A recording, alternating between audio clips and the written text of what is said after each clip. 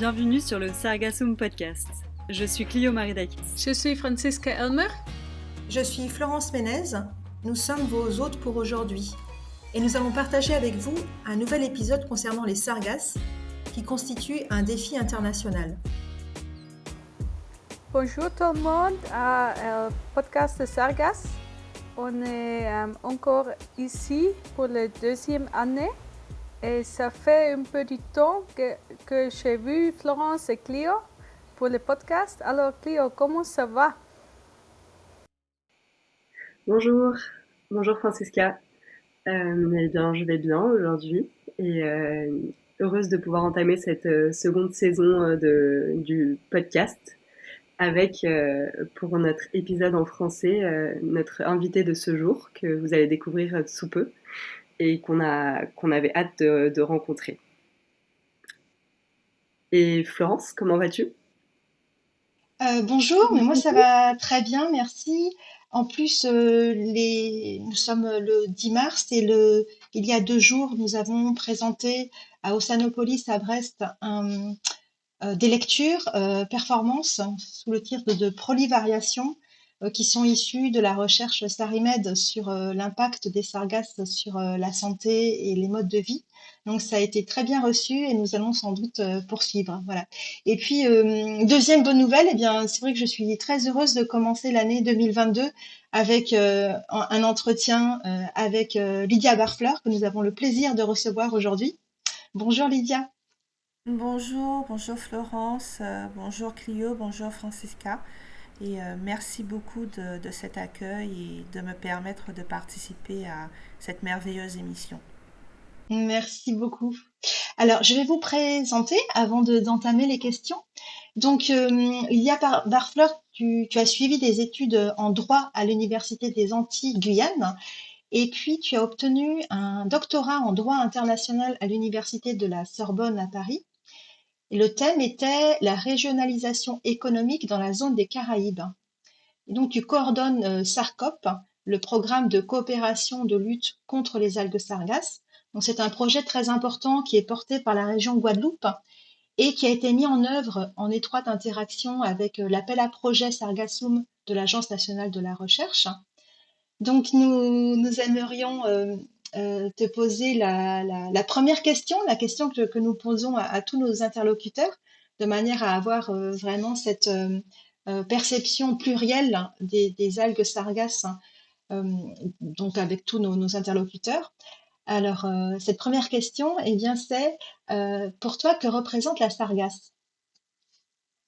Merci beaucoup Florence. J'ai trouvé cette question assez intéressante, assez singulière d'ailleurs. Revenir peut-être sur des éléments de contexte, très rapidement bien évidemment, puisque je pense que le podcast a déjà bien traité de la question. Dans cette région de la Caraïbe, depuis on va dire 2014, de façon récurrente, les pays et territoires sont confrontés à des échouements vraiment réguliers et massifs d'algues sargasses. Et cette pollution environnementale, puisque c'en est une, elle va entraîner des conséquences diverses et variées sur les écosystèmes côtiers, mais aussi sur la santé des habitants et le développement économique des territoires. Donc, au regard de ces multiples problématiques, selon moi, la sargasse, elle représente aussi bien un défi qu'une opportunité. Un défi parce qu'elle adresse, pour moi c'est un bel exemple qui adresse les mutations environnementales et climatiques que rencontrent nos sociétés postmodernes. Et par ailleurs, ces mutations s'inscrivent dans une appréciation qui sera gouvernée par les différents champs de l'analyse scientifique, qu'il s'agisse de la biologie ou de façon générale des sciences exactes et naturelles, mais également sur le front des sciences sociales, à travers la sociologie, l'anthropologie ou encore les sciences politiques, juridiques et économiques. Donc pour moi, la sargasse, c'est un objet de recherche qui est fascinant et qui est complet et par ailleurs qui, dans cette acceptation-là, est relativement récent. Et autre élément, la sargasse c'est aussi un objet de coopération régionale idéal. Elle répond à la problématique première de la coopération régionale, à savoir trouver des solutions partagées à un problème commun. Et elle s'inscrit aussi dans une région qui est gouvernée par une très grande diversité culturelle, économique, politique, et où il va falloir donc conjuguer ces éléments différents pour arriver à trouver des solutions partagées. Et pour terminer, je dirais que là c'est l'internationaliste qui parle, la Sargasse elle questionne le champ de la réglementation internationale sur l'environnement marin, notamment à travers la Convention de Carthagène qui est administrée par le PNUE. Donc voilà un peu mon sentiment, mes impressions sur cette problématique. Merci beaucoup, merci pour ta réponse, très riche. Merci. Ok. Ma question est au droit de le projet SARCoop. Toi, tu coordonnes le projet SARCoop. Est-ce que tu peux raconter sa genèse et son déroulement? D'accord. Alors, le projet SARCoop, qui est le projet de coopération caribéen sur les sargasses, est un projet qui trouve véritablement, je dirais, sa source dans le rapport qui a été rendu par le sénateur Théophile en 2018, où à travers une mission de longue haleine où il a eu à rencontrer aussi bien les différents acteurs concernés par cette problématique au niveau des Antilles françaises qu'au niveau de la Caraïbe anglophone et hispanophone, il s'est avéré relativement de façon assez claire qu'il y avait une multitude de stratégies qui étaient mises en place à l'échelle de la zone, mais qu'elles n'étaient pas particulièrement coordonnées. Et qu'il était peut-être nécessaire d'inscrire en fait dans une approche un petit peu plus concertée les initiatives qui sont mises, qui étaient mises en place et qui se poursuivent bien évidemment. Donc fort de cela, fort aussi du symposium qui avait été organisé par l'Association des États de la Caraïbe à travers la Commission de la mer des Caraïbes sur la problématique des sargasses, la collectivité régionale s'est donc saisie du sujet en développant un projet de coopération qui est cofinancé par le FEDER sous la programmation Interreg avec un certain nombre de partenaires de la zone. Et donc, au titre du partenariat, nous avons aussi bien les ministères français concernés, qu'il s'agisse le ministère de la Transition écologique et des Solidarités, le ministère de l'Enseignement supérieur, de la Recherche et de l'innovation, qu'il s'agisse aussi du ministère de la Santé ou bien évidemment du ministère des Affaires européennes et étrangères.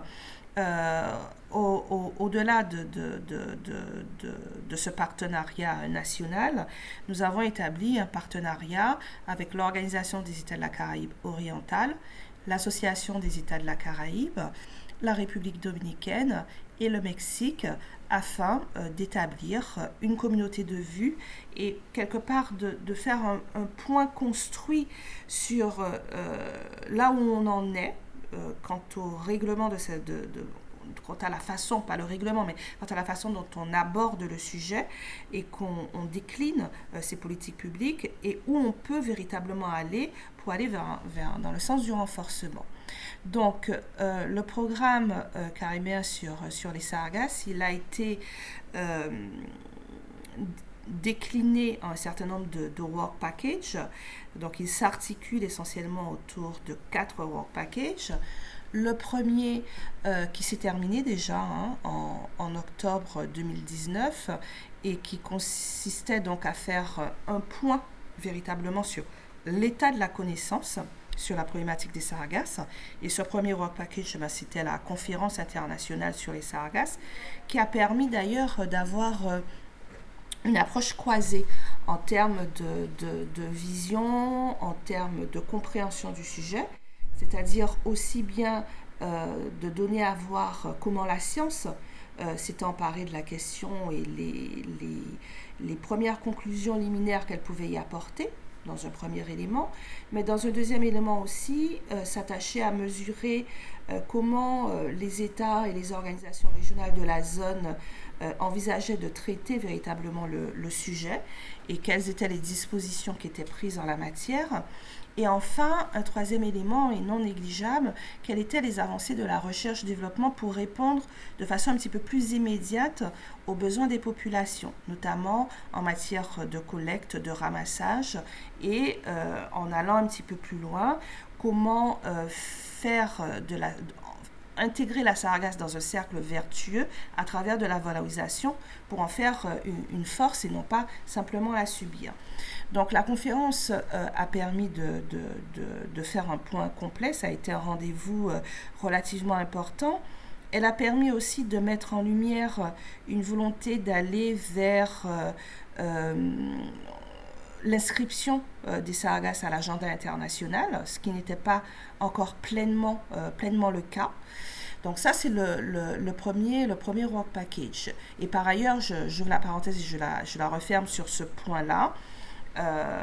En filigrane de cette conférence, nous avons lancé l'appel à projet Sargassum en copartenariat avec l'Agence nationale de la recherche et un certain nombre de partenaires financiers tels que la collectivité territoriale de la Guyane, la collectivité territoriale de la Martinique ou encore l'ADEME, les agences FAPEPS et FACEP. Et c'était une volonté vraiment marquée de montrer qu'on voulait intervenir aussi bien sur le plan du soutien à apporter à la recherche pour pouvoir faire progresser la connaissance sur ce sujet-là que sur le plan des stratégies en termes de politique publique. Donc cet événement s'est déroulé de façon assez dynamique et a remporté une adhésion et en tout cas un intérêt vif de la part des participants. Donc là, c'est le premier work package. Le deuxième work package, dans le cadre du programme, vise à mettre en place ce qu'on a appelé un centre de prévention et de surveillance des sargasses et qui s'articule en fait autour de deux volets. Le premier volet, c'est celui de la télédétection.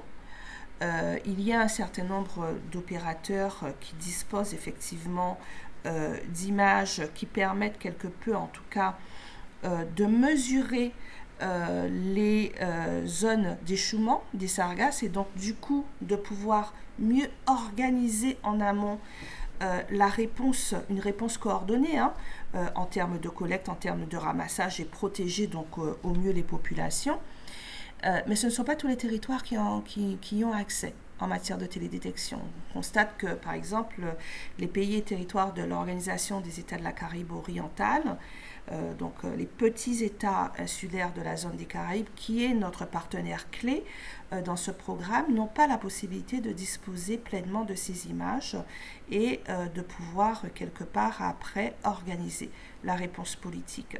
Il s'agissait aussi en matière de télédétection de dresser un état des lieux complet de là où on en est, de l'état des procédés et de là où on peut aller véritablement pour pouvoir aller vers un renforcement véritablement des dispositifs.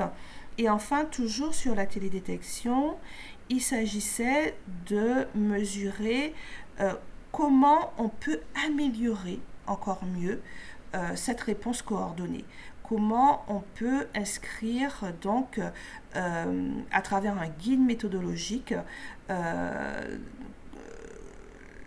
les modalités véritablement de protection des populations face aux échouements massifs. Et donc en fait là, on est sur quoi? On est sur de l'échange de savoir-faire. On est sur de l'échange de savoir-être, ok. Au niveau de la Guadeloupe et de la Martinique, bon, on réagit comme cela. On a la règle des 48 heures, on a les bulletins qui sont publiés par la DIAL, etc. Bon, ça c'est une chose. Mais au niveau du Mexique, est-ce que l'organisation se fait de la même façon? Et au niveau de la Barbade, ça se fait peut-être de façon différente. Et comment on peut véritablement apprendre les uns des autres? On est dans de la coopération pour aller vers un dispositif amélioré, un dispositif renforcé. Donc voilà le premier volet de ce centre de prévention et de surveillance. Et le deuxième volet, qui est un volet assez novateur parce que nous avons cette expertise au niveau de la Guadeloupe et de la Martinique et que nous souhaitions quelque peu partager et enrichir, du coup, c'est celui de la qualité de l'air. C'est celui donc de la problématique de la santé publique. Donc comme vous le savez peut-être ou pas, en Guadeloupe et en Martinique, nous avons un réseau de capteurs qui sont installés à des endroits très stratégiques et qui permettent véritablement de mesurer le degré de toxicité des gaz qui s'émanent des sargasses échoués. Et donc, nous avons voulu établir un véritable réseau caribéen de la qualité de l'air en pilotant notamment un appel à manifestation d'intérêt visant à établir sur un certain nombre de territoires cibles qui ont répondu à cet appel à manifestation d'intérêt, visant à établir donc des capteurs qui vont ensuite,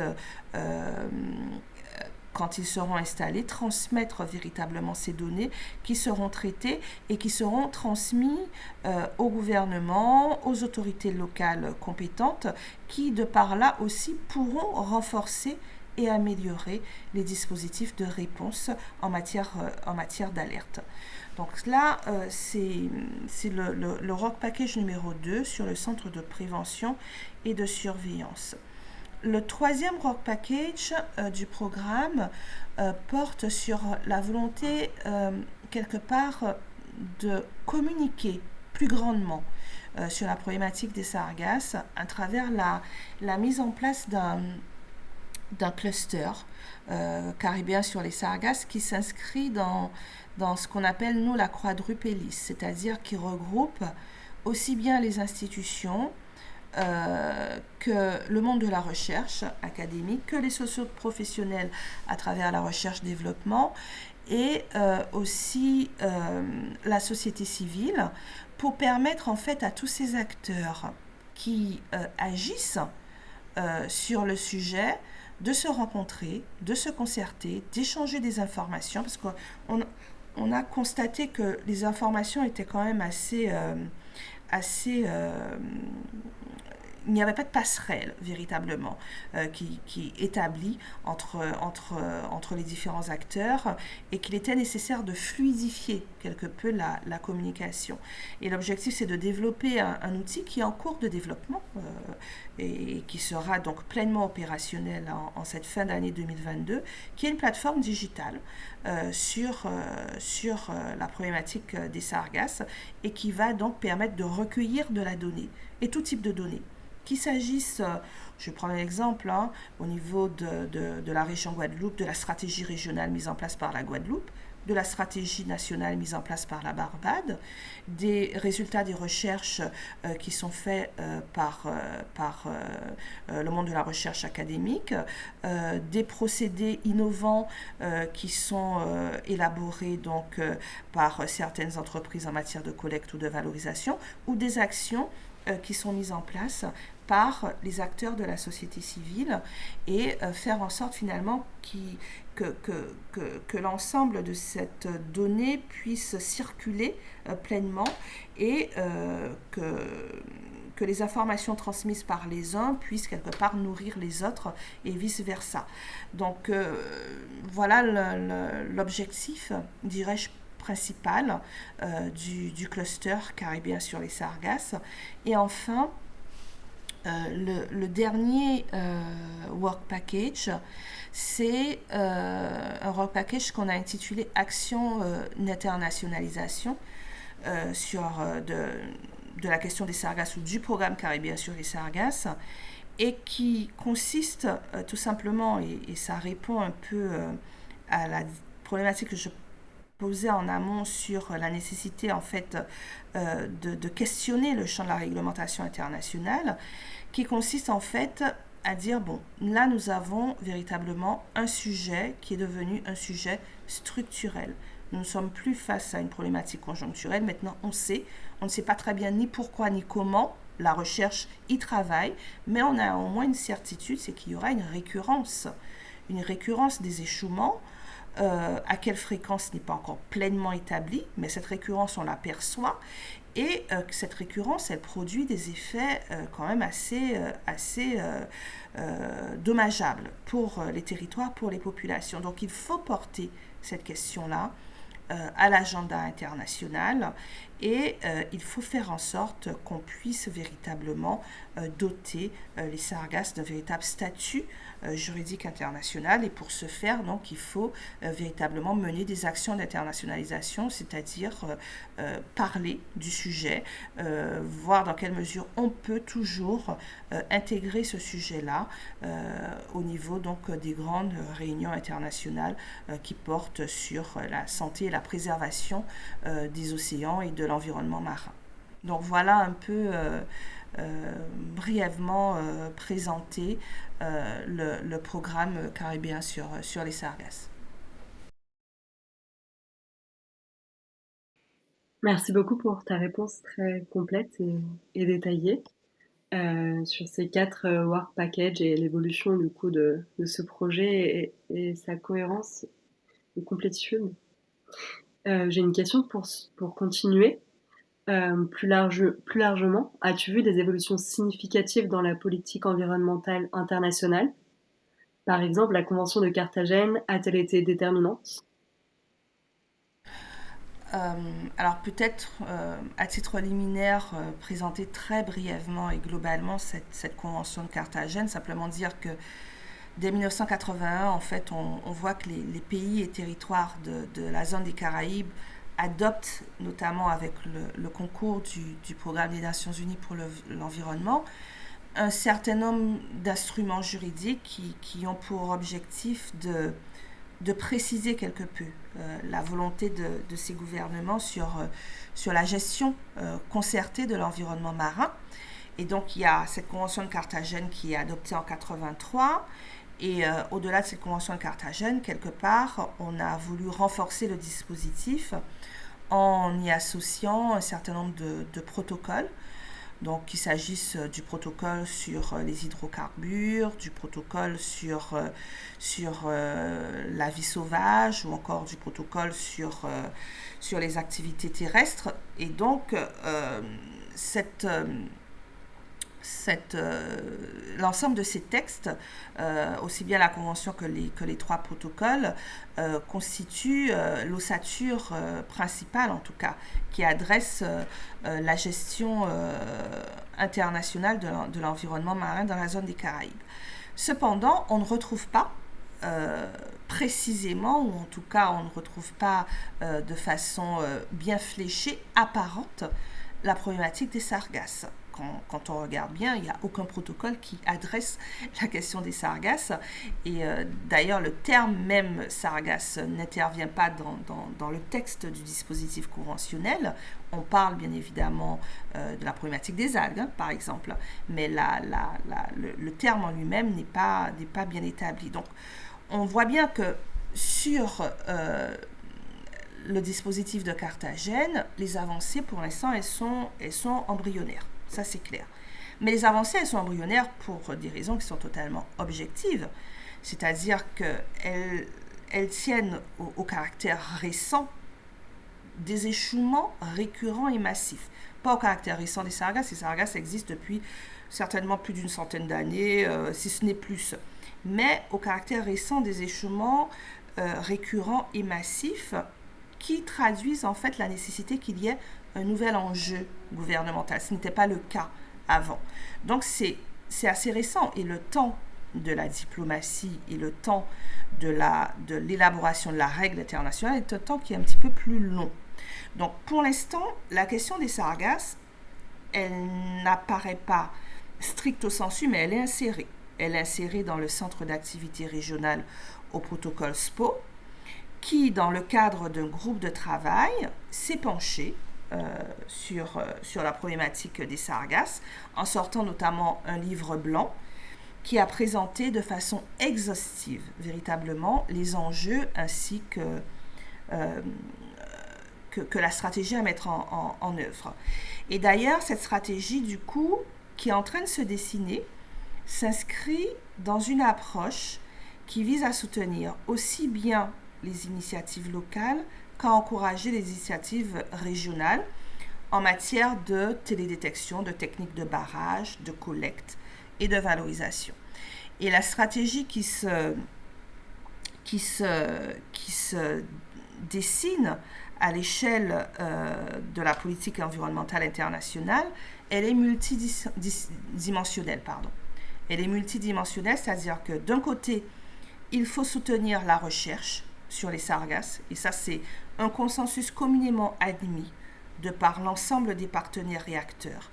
Il faut soutenir la recherche afin d'intensifier les connaissances et de disposer vraiment d'un volume conséquent d'analyse et d'éclaircissement sur tous les aspects du sujet. De notre côté, il faut aussi soutenir et il faut aussi consolider les initiatives qui sont prises à l'échelon national et régional. Donc toutes les actions qui sont mises en place par les États et par les organisations de coopération régionale. Et tous ces éléments vont se mettre en place en portant la voix des sargasses à l'international, et ce, à travers des actions de sensibilisation qui sont mises en place par le PNUE à travers une série de webinaires, qui sont mises en place par la décennie des Nations Unies sur les sciences océanographiques, ou qui sont mises en place par la déclaration finale de la conférence internationale sur les sargasses. Mais l'objectif, en fait, in fine, c'est de doter les sargasses d'un statut juridique international pour qu'ils puissent véritablement produire des effets juridiques contraignants. Mais pour l'instant, il n'est pas envisagé que la Convention de Carthagène intègre une réglementation internationale spécifique. Ce n'est pas de la frilosité, mais cela tient très certainement à une nécessité de porter avant tout la voix des sargasses à l'international pour en faire un enjeu environnemental majeur. Merci beaucoup, Lydia. J'aimerais rebondir sur le Work Package 2. À propos, tu as parlé de l'appel à manifestation d'intérêt, donc à propos des capteurs et du savoir-faire. Je souhaiterais savoir si, en fait, Madliner et Guader, qui sont les organismes chargés de cette mesure de la qualité de l'air en Martinique et en Guadeloupe, ce sont les seuls organismes dans les États caribéens à proposer ces mesures. C'est bien ça? Et donc, vous voulez justement ériger ces modèles et enfin diffuser ces modèles de mesures de qualité de l'air? Alors, oui, les diffuser, pas les ériger, les diffuser. Alors, à notre connaissance, effectivement, ce sont les deux structures qui disposent de cette expertise.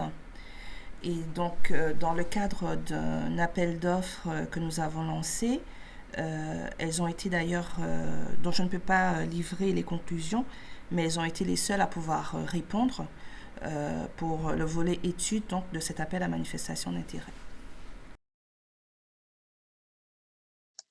Merci pour cette précision. J'aimerais poser une autre question donc, qui concerne ta carrière, en fait, puisque tu as consacré ta thèse, comme je l'ai dit en introduction, à la coopération interrégionale, et tu as été directrice de l'Institut de coopération franco-caraïbe. Et j'aimerais que tu puisses nous faire partager justement comment tes études et ta carrière t'ont aidé dans l'articulation de ce rapport du local au global au sujet des sargasses. Et puis, donc préciser entre justement ces actions nationales, interrégionales et internationales. Oui.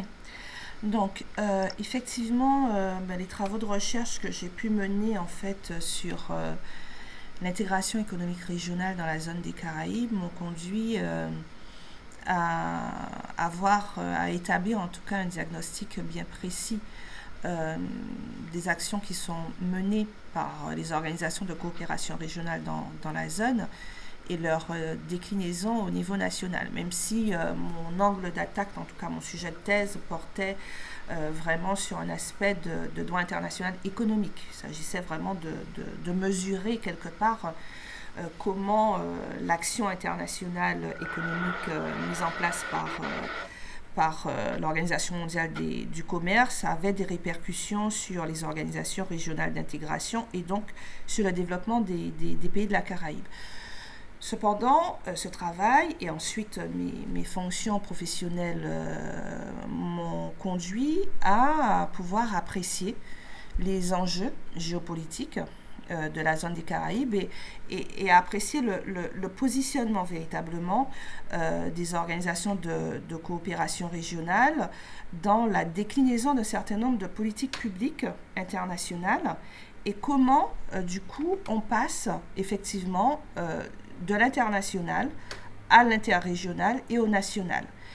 Et donc, cette appréciation m'a conduit à avoir une meilleure compréhension des enjeux et des stratégies, mais m'a conduit aussi à avoir une meilleure compréhension des acteurs qui interviennent, des modalités d'intervention mises en place par ces acteurs et de la nécessité aussi de pouvoir pleinement apprécier les actions de coopération opérationnelle qui sont mises en œuvre au-delà de positions purement institutionnelles. Donc, arriver à une analyse croisée entre la règle telle qu'elle peut être édictée par les institutions et comment les acteurs s'en emparent et la mettent en application d'un point de vue opérationnel, et ce, selon une approche qui était pluridisciplinaire, où je devais aborder aussi bien des problématiques de formation, d'éducation, de santé, etc., mais qui là, sur des enjeux purement environnementaux, m'ont énormément servi au titre de la méthodologie et au titre aussi de la possibilité de solliciter un réseau d'acteurs avec lequel je travaille et je participe depuis de nombreuses années.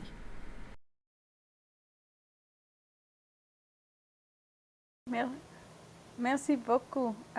Ça doit être très intéressant de travailler avec des autres îles caribéennes. Et moi, mon question est, tu as déjà parlé un peu de ça, mais comment portes-tu la voix de la Guadeloupe dans les instances des autres îles et pays continentaux?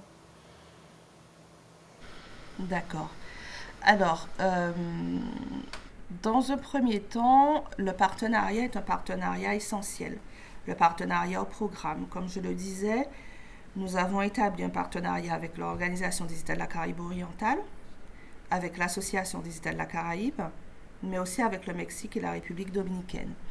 Donc, du fait du partenariat, en fait, et ce n'est même pas la voix de la Guadeloupe qu'on porte, on porte une voix conjointe, c'est pas nous, c'est-à-dire que ce programme, il a été co-construit avec nos partenaires, il est basé sur une problématique commune et on veut aller vers des solutions partagées. Et l'objectif, c'est de voir comment on peut atteindre ces solutions partagées en se faisant entendre au niveau des États membres, des organisations avec lesquelles on travaille sur le projet, qui sont nos partenaires.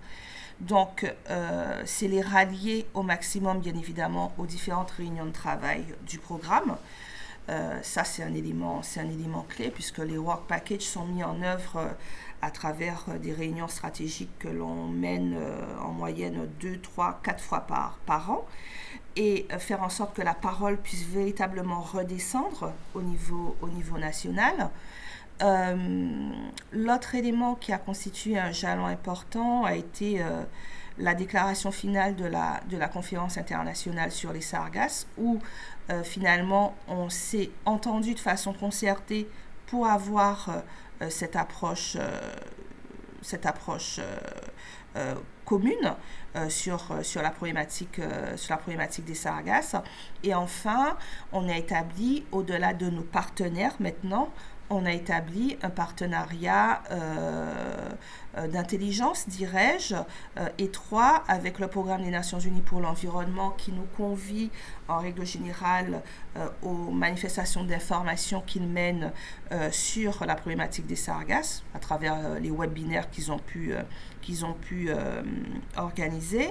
On a aussi établi un partenariat stratégique avec l'UNESCO à travers la décennie des Nations Unies pour les sciences océanographiques et notamment au niveau de l'atelier occidental qui a été déployé au courant de l'année 2020 et qui visait aussi à faire connaître un peu, non pas la voix de la Guadeloupe, je le redis à nouveau, mais la voix de la Caraïbe tout entière sur la problématique des sargasses.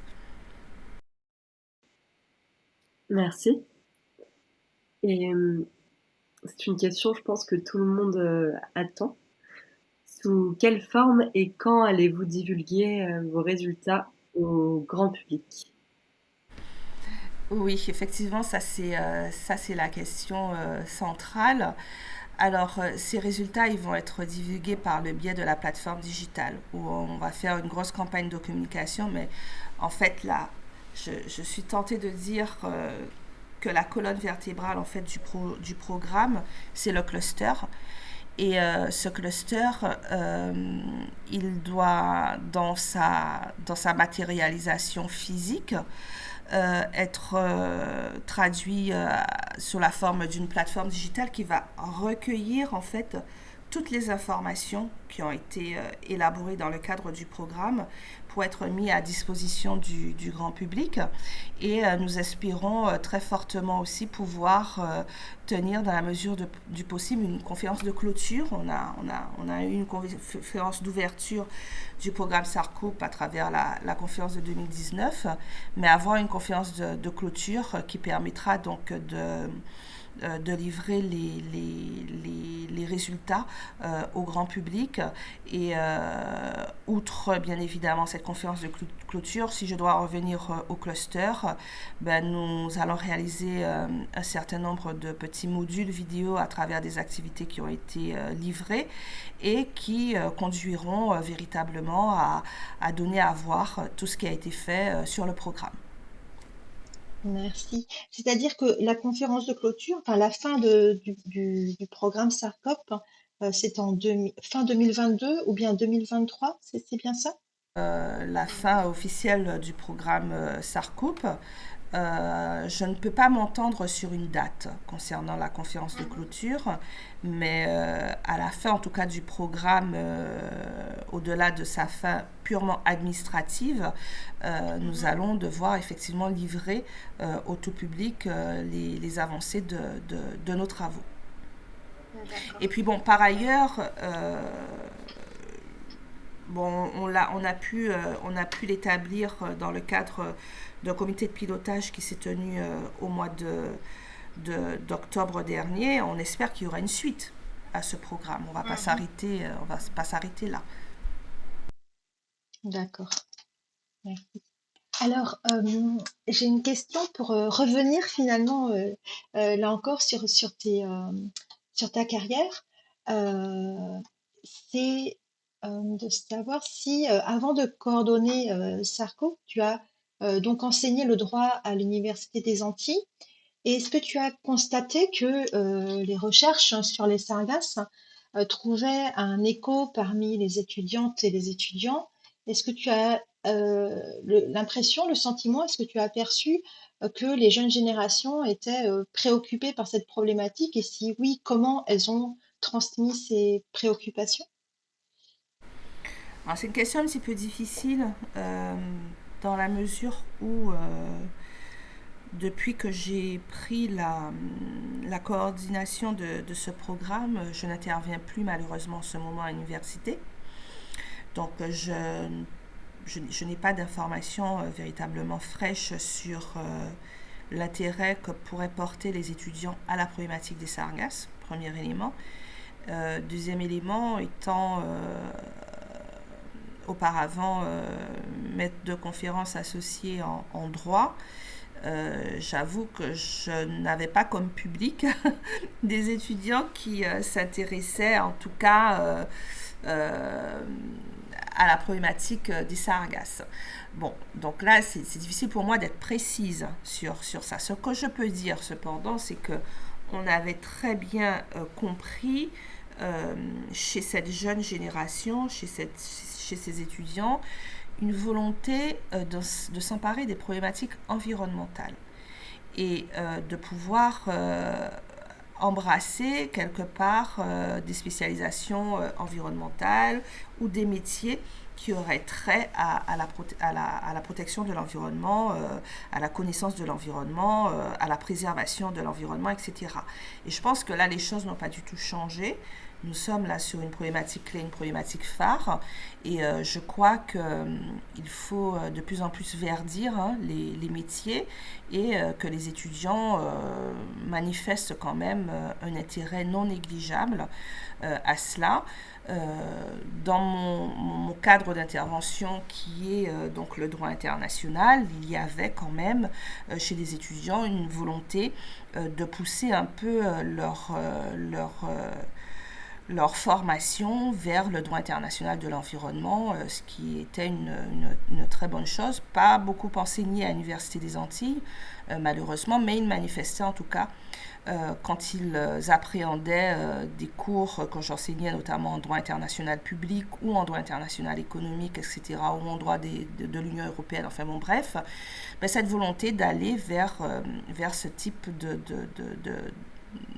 spécialisation. Donc voilà ce que je peux dire sur ce sujet-là, mais je ne pourrais pas vous dire véritablement si il y a eu un engouement particulier, en tout cas chez les juristes, je ne sais pas, sur la question des sargasses.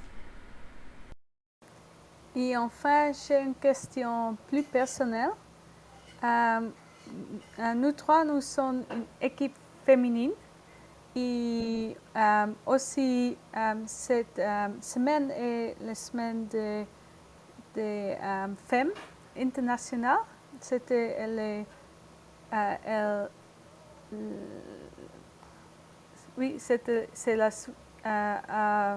mardi.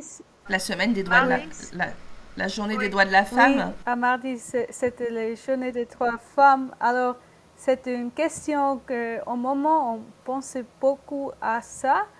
Et avez-vous, des rencontres des obstacles ou au contraire des portes plus ouvertes du fait d'être une femme et d'être sur sur l'ultramarine? D'accord. Alors, moi, je trouvais elle me gêne pas du tout cette question. Je la trouve assez intéressante, assez marrante. Alors, on n'a pas, par exemple, on n'a pas adressé la question du genre dans le programme. Je me rends compte que on l'a pas introduite quelque part. Bon, peut-être au niveau des indicateurs, etc., mais elle n'est pas véritablement introduite. De point de vue purement général, moi, ce que j'ai constaté en tout cas, c'est que les femmes étaient bien représentées dans ce programme dans le cadre de la mise en œuvre des work packages. La plupart des groupes de travail que nous avons mis en place, je peux compter sur les doigts d'une main le nombre d'hommes qui participent aux travaux. Donc, j'ai envie de dire que c'est vraiment un programme qui est bien porté par les femmes. De point de vue plus personnel, non, je n'ai pas rencontré de difficultés particulières. Je ne sais pas s'il y a une forme d'association de principes entre la question environnementale et la femme, et donc une espèce de vision un peu symbiotique de la relation qu'elle pourrait avoir les deux. Je ne sais pas si c'est dû à ça, mais en tout cas, non, je n'ai pas eu de difficultés ni en tant que femme ni en tant qu'ultramarine à développer ce programme, à convaincre mes partenaires, mes interlocuteurs, et à le mettre en œuvre, quel qu'il soit. Donc à ce niveau-là, non, les choses se déroulent relativement bien, mais je constate, encore une fois, quand on regarde l'équipe du podcast, ben, ouais, qu'encore une fois, mais les femmes, c'est elles vraiment qui essaient de faire porter la voix de ces problèmes environnementaux, et de faire avancer en tout cas la réflexion, de mettre en relief des prises de conscience nécessaires à avoir, et ça se reflète aussi dans le programme. Voilà. C'est très beau. Merci beaucoup pour ces mots forts et émouvants. Merci à vous. C'était très intéressant. Oui, merci beaucoup Lydia. C'était un entretien très riche et avec une fabuleuse ouverture justement sur cette coopération interrégionale et internationale. Et eh bien, nous avons hâte de voir le résultat et de voir l'ouverture de la plateforme dont nous ferons de toute façon la valorisation justement dans le Sargassum Podcast.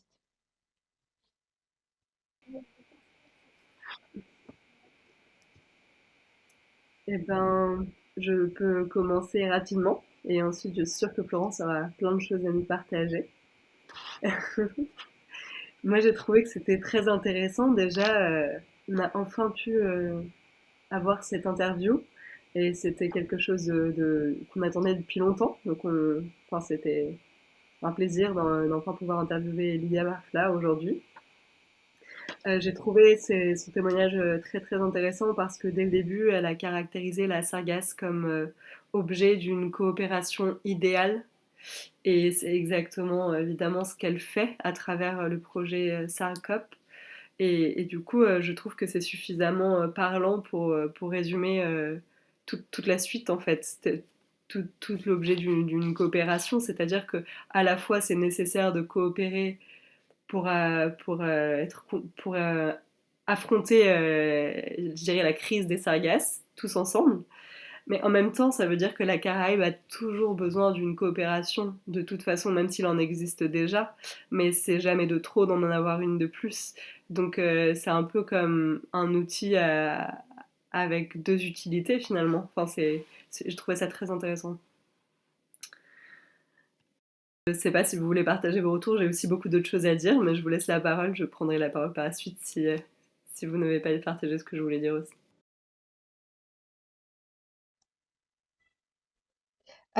Oui, bah, enfin, je suis tout à fait ton propos. C'est un peu comme si finalement les sargasses étaient là pour provoquer aussi une reprise ou un renforcement des liens de coopération. Et, j'aurais bien aimé savoir si d'autres problématiques environnementales sont saisies de cette manière-là, aussi complète, de manière aussi transdisciplinaire, régionale. Et puis moi aussi, j'ai beaucoup apprécié en fait justement dans son introduction le fait, ça rejoint beaucoup ce que la manière dont je pense aussi les sargasses, ces sargasses qui questionnent notre monde, notre manière d'habiter, et puis et qui questionnent les liens que nous pouvons avoir avec nos voisins.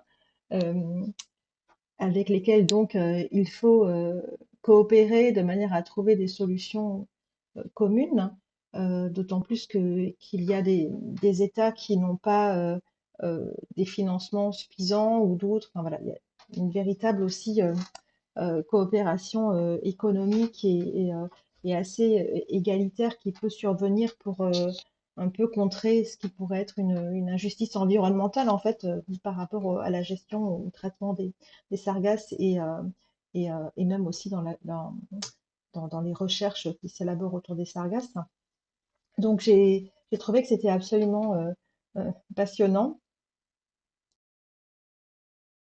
Attendez, excusez-moi, en fait, je suis obligée de m'arrêter parce que attendez, il y a là, excusez-moi, regardez, j'ai un chat. Et en fait, mon chat, quand je reste trop longtemps devant l'ordinateur, il vient, il vient m'embêter, il vient m'attaquer. Voilà, je suis désolée. Donc, je suis obligée de m'interrompre un instant. Il faut que je le sorte de la pièce. Attendez. Pour reprendre les propos de Lydia, non, les reprendre, on vient de les entendre, mais elle disait bien que c'était les femmes qui étaient plutôt porteuses de la voix des problèmes environnementaux, des prises de conscience. Du coup, c'est peut-être, si on applique ça à ce que tu viens de dire, que la mer des Sargasses, c'était plutôt voilà, une étude de la biodiversité en pleine mer, etc. Mais là, la thématique des Sargasses actuelle, c'est une situation très différente. C'est une situation environnementale, en fait, enfin, avec tout ce qui va avec dans le positif, le négatif, complexe. Oui. Et je ne sais pas si on pourrait lier ça à l'émergence des combats écoféministes. Est-ce que c'est pour ça? Est-ce que c'est parce qu'il y a ce courant-là qui revient, qui est quand même né dans les années 70 aux États-Unis et qui est de plus en plus émergent dans les discours, mais je ne sais pas si dans la recherche, je ne sais pas si c'est déterminant justement pour le genre de la recherche, hein. Ce serait intéressant de voir justement autour de nous, on devrait déjà compter le nombre de podcasts hein, qui ont euh, pour principal interlocuteur une femme. Est-ce que tu sais, Francisca, si on a déjà mis en exergue ce type d'études, ces statistiques?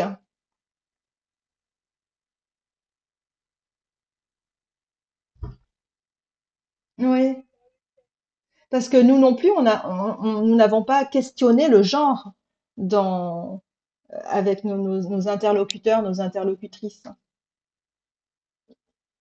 Ce serait intéressant de savoir ça. Moi, je trouve que c'est une très belle ouverture pour terminer cette interview d'aujourd'hui. Ça nous laisse à réfléchir sur ce sujet, en plus de tous les autres qui ont été évoqués aujourd'hui. La coopération, puis l'engagement, puis la place des femmes dans l'engagement et la coopération. Et merci beaucoup pour cette interview très riche et prenant. J'espère que vous avez apprécié. J'espère que nos auditeurs, que vous aussi, vous avez pu apprécier et que vous avez pu apprendre beaucoup de choses. Et puis on se retrouvera alors pour divulguer et partager ces résultats lorsqu'ils seront disponibles sur la plateforme Cluster à la fin de l'année 2022. Merci beaucoup. Merci Francisca, merci Clio. À très bientôt. Oui, moi je pense aussi que la coopération c'est très très important pour les sargasses et je sais qu'en Caribien, pour les problèmes environnementaux, c'est normal pour des gens de coopérer. J'ai vu ça aussi comme une maladie de corail, Stony Coral Tissue Loss Disease. Et on a une coopération de toutes les îles caribéennes qui ont eu ces maladies. Mais en fait, c'est toujours un peu difficile pour la coopération de venir quand il n'y a pas la même langue, quand il y a des personnes qui ne parlent pas anglais ou français ou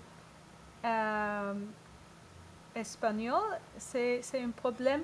Et ça, c'est un problème en Caribien que on a des petits cercles qui parlent la même langue ou qui sont de la même pays, les îles françaises, les îles hollandaise qui coopérait plus que coopération sur toutes les îles ensemble.